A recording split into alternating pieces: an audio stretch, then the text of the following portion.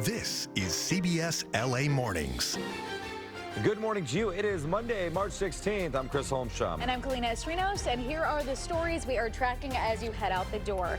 A bizarre scene unfolding as a man tries to get away from police. We're live in Sun Valley with the latest from this breaking news. Also, it's a wrap for Hollywood's biggest night. We'll break down the winners and highlights from this year's Oscars. And we are on tap for the hottest March since 1988. Southern California heating up once again, and this scorcher, it's going to last the whole week. So let's get to meteorologist Amber Lee with a look at your next weather forecast. Amber, get us prepared, get us ready.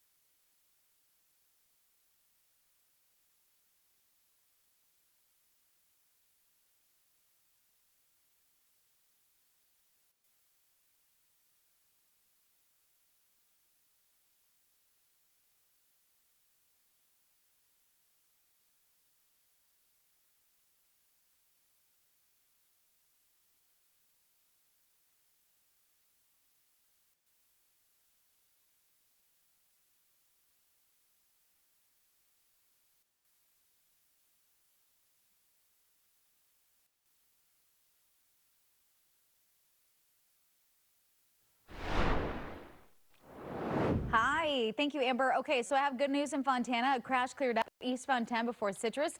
Lanes are now open, and there's just a slight backup there of about 7 minutes from Wanda to Citrus. Westbound has a slight delay, too, of 10 minutes from Cedar to Cherry. Then you slow down again through Ontario, try to get out of the Inland Empire and closer into the LA area. This is an overall view of the rest of the IE. That 91 already at a 41-minute ride from Tyler to the 241. Then it clears up into Orange County. Orange County, you're not too bad, which is great. Here's a look, though, at the LA area. We do have some yellow and some red popping up on the 405, the 105, the 110. I'll take you there in just a bit. We do, though, have breaking news when I get to you right now in Sun Valley. A very dangerous and sensitive standoff is playing out right now on top of a middle school building. Yeah, watching the live shot are Rick Montanez. He's live at Bird Middle School. That's Arleta and Wick Street. Rick, officers have to be very cautious, but it looks like they potentially could have the guy. Is that right?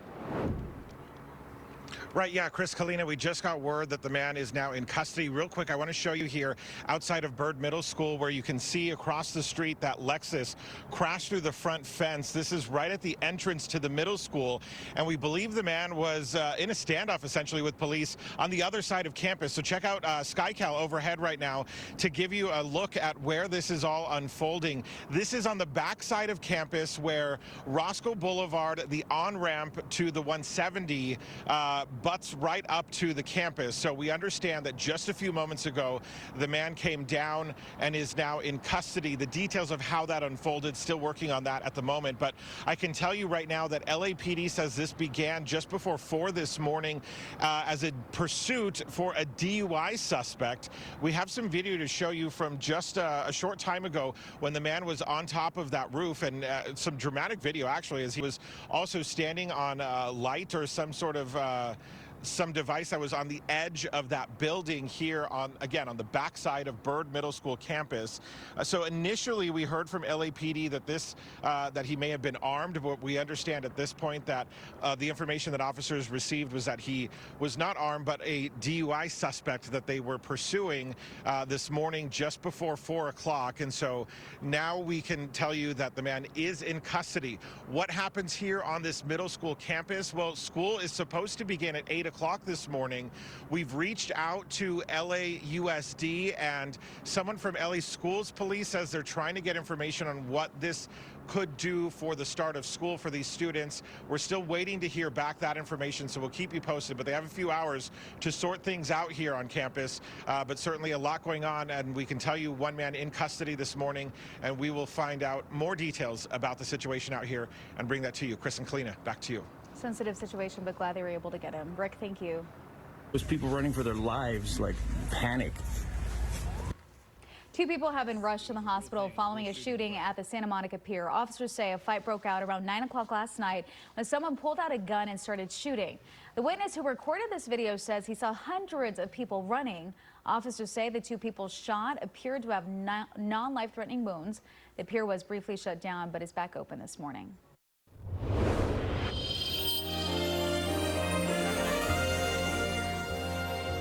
One battle after another. One battle after another. A big night for One Battle After Another at the 98th Academy Awards. The film took home 6 Oscars, including the top prize, Best Picture. And last night wrapped up a successful run of Hollywood's award season. Yep, and history was made. I was at one of the pre-parties and after-parties following the winners and the big moments. One battle after another. Hollywood's top honor goes to one of its most controversial films of the year, but it was also a big night for Sinners and Hamnet. I stand here because of the people that came before me. A triumph for actor Michael B. Jordan at Hollywood's biggest award ceremony. He took home the Best Actor trophy for his dual role in Sinners. Best Actress in a leading role went to Jessie Buckley, who dominated the award season with wins for her work in Hamnet. Thank you so much. This is... One battle after another. Paul Thomas Anderson. Paul Thomas Anderson won one of the most competitive races for Best Director ever in Oscar history. There will always be some doubt in your heart that you deserve it, but there is no question at the pleasure of having it for myself. The night featured stunning musical performances celebrating the spectacle of films like Sinners and K-pop Demon Hunters, with Golden becoming the first K-pop song to win for Best Original Song. Tonight we are celebrating people, not AI. All night, it was a very real showdown between two of the top films this year, Sinners and One Battle After Another. One Battle After Another took home awards for Best Adapted Screenplay and Best Editing, with Best Original Screenplay going to Ryan Coogler's Sinners. All my cast and crew, please stand up. You guys are amazing. You guys are amazing.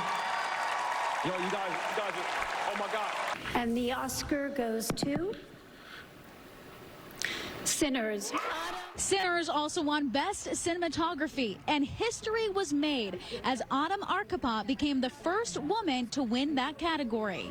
I have felt so much love from all the women on this whole campaign. Actor Sean Penn was not present for his win in the Best Supporting Actor category for his work in One Battle After Another. And it was decades in the making, but after getting her first Oscar nomination in 40 years, Amy Madigan won for her creepy and evil role in Weapons.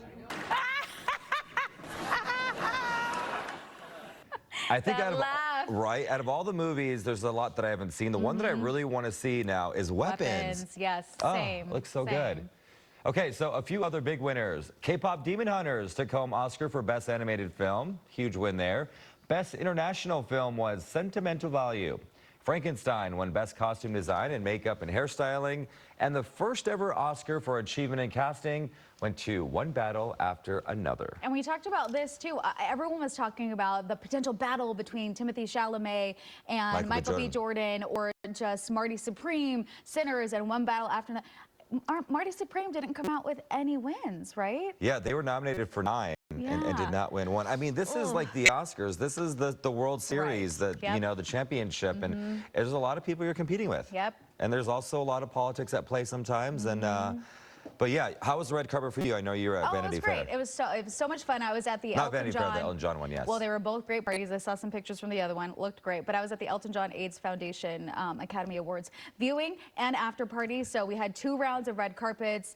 We talked to Jane Seymour. We talked to Cheryl Lee Ralph, Fran Drescher, Damon John. I mean, so many people were coming down, and they were all super excited to be part of the night. And also, you know, and their fingers crossed for the people who they were hoping to win. And if it's an Elton John party, you know they're having a lot of fun. Lola Young performed, your favorite. Oh, she did? Yeah. I saw her at a restaurant the other day. She's sweet. Oh, did you tell her hi? No, I just... She got nervous. Yeah. I'm like, I like your music. Well, we have more Oscars coming up in just the next half hour. But cleanup is underway now along Hollywood Boulevard. This is new video from overnight. A reminder, the street is still closed from Orange Drive to Highland Avenue as all the Oscars infrastructure is taken down. Right now, Hollywood Boulevard is set to reopen early Wednesday morning. And the stars were not the only focus at the Oscars. Security was also extra tight, of course, because of the war with Iran. Thousands of law enforcement secured a mile-long perimeter for the award show with stretches of barricades and metal fencing lining Hollywood Boulevard toward the Dolby Theater. The LAPD says it is working closely with the FBI after reports that a possible attack on California was being planned. But officials say there was no known credible specific threat. This morning in Dubai, flights are gradually resuming after a drone strike from Iran briefly disrupted travel. Video caught this thick plume of smoke rising near Dubai International Airport.